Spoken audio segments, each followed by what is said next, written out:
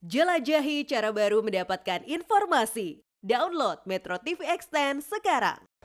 Pemirsa, inilah headline news pukul 9 waktu Indonesia Barat. Hari ini Komisi Pemberantasan Korupsi kembali memanggil Ketua Umum Partai Kebangkitan Bangsa atau PKB Muhaimin Iskandar untuk diperiksa terkait dugaan korupsi pengadaan alat proteksi tenaga kerja Indonesia atau TKI di Kementerian Tenaga Kerja dan Transmigrasi pada tahun 2012.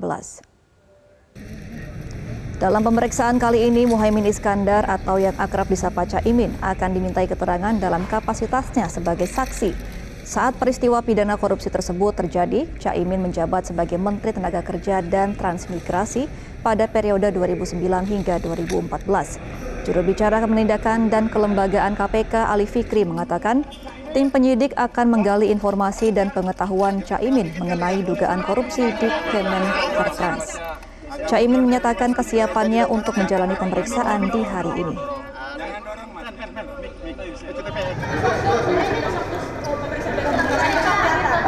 Besok pasti datang, karena memang ini proses biasa yang ada sebagai saksi, saya diminta untuk datang. Dan untuk informasi lengkapnya kita sudah terhubung dengan jurnalis Metro TV Rona Marina langsung dari Gedung Merah Putih KPK. Selamat pagi Rona, kira-kira pukul berapa tepatnya Muhaimin Iskandar akan diperiksa pada KPK hari ini?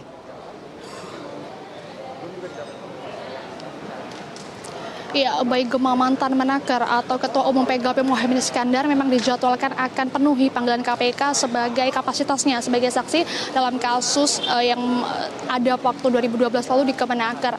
Dan Muhaimin Iskandar dijadwalkan akan hadir pukul 10.00 waktu Indonesia bagian Barat.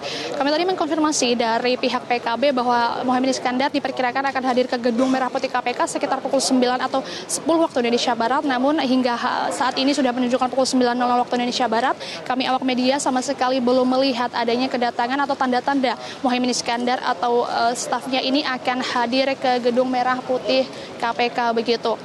Nah, memang KPK sempat mengubah jadwal terkait dengan pemeriksaan Muhaimin Iskandar ini yang tadinya dijadwalkan pada Selasa 5 September 2023 lalu, namun akhirnya diganti pada hari ini 7 September 2023. Karena kemarin pada tanggal 5 September 2023 ini Muhaimin sempat berhalangan hadir begitu dikarenakan harus membuka acara MTQ internasional di Banjarmasin, Kalimantan Selatan begitu. Nah, KPK juga menilai bahwa pemeriksaan Muhaimin Iskandar pada hari ini itu bisa lebih efektif karena lebih menguntungkan kedua belah pihak, yakni dari pihak penyidik dan juga Muhaimin, karena dua-duanya bisa dinilai lebih siap untuk memberikan keterangan-keterangan lebih lanjut.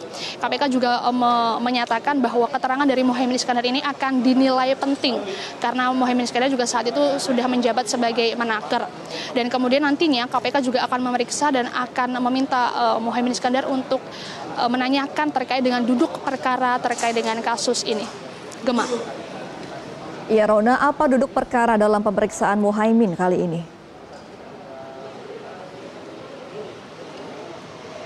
Ya, Gema, duduk perkara kasus ini dari KPK menyatakan bahwa kasus ini bukanlah kasus suap tetapi kasus yang menemukan adanya kerugian negara, di mana saat itu Muhaimin Iskandar menjabat sebagai Menteri Tenaga Kerja dari periode 2009 hingga 2014 dan kasus ini terjadi di 2012 begitu.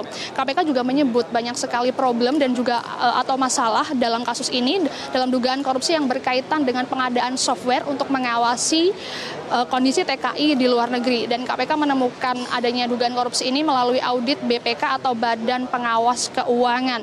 KPK juga menjelaskan sejumlah item ini diminta Kemenaker untuk diadakan dalam sistem ini, namun saat itu yang bisa digunakan hanya komputernya saja.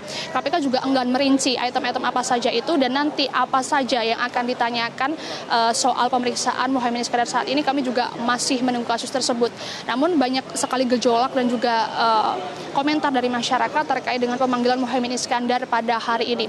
Ada yang menilai bahwa langkah KPK dinilai tepat karena akan membuat kasus ini menjadi terang benderang, namun di sisi lain banyak juga yang mempertanyakan apakah ini berhubungan dengan politisasi hukum, seperti dikutip dari pernyataan mantan Ketua Mahkamah Konstitusi Hamdan Zulfa yang mengatakan bahwa penegakan hukum itu memang dibenarkan, namun seharusnya mematuhi asas keadilan, karena kita ketahui bersama bahwa sebelumnya Muhaimin Iskandar sudah ditetapkan menjadi calon wakil presiden untuk mendampingi Anies Baswedan di pemilu 2024 mendatang pada 2 September lalu. Demikian Gemma, sementara yang dapat kami laporkan dari Gedung Merah Putih KPK, kembali ke studio. Baik, terima kasih Rana Marina atas informasi Anda. Selamat kembali bertugas. Jelajahi cara baru mendapatkan informasi. Download Metro TV Extend sekarang.